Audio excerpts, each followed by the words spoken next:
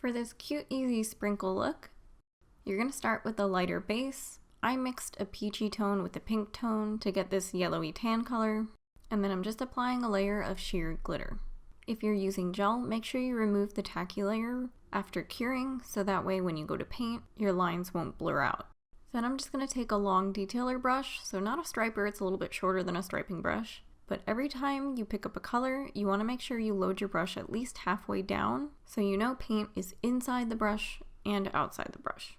Then to make your sprinkles, you're just going to touch the tip of the brush to the nail, put some pressure down so that way you can see all of the tip of the brush fan out and create that rounded edge. And then you're just going to drag a little bit and pull up really quickly. And this should give you a rounded edge on both sides. So again, I'm laying the brush down, putting some pressure, dragging back, and lifting up pretty quickly. I made a couple of these on the nail, and then I did the same thing with a pastel pink. You want to stop after every 2 colors because our sprinkles are going to overlap.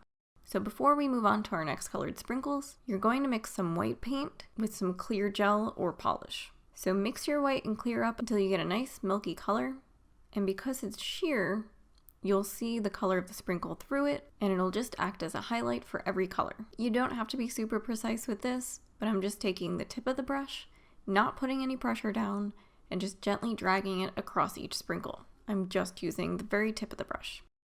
And after curing that or letting it dry, then you're going to go in with green to make a few sprinkles, and the same with orange.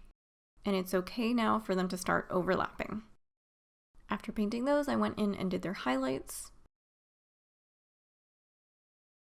And then I moved on to purple and blue.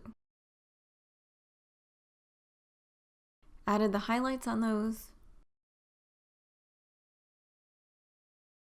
And then my last 2 colored sprinkles are white and yellow. For the white sprinkles, I made them a little bit gray, so that way the white highlight will still have an effect.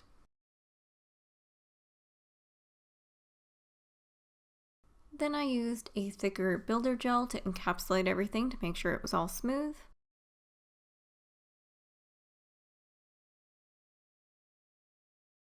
And then finished off with a top coat.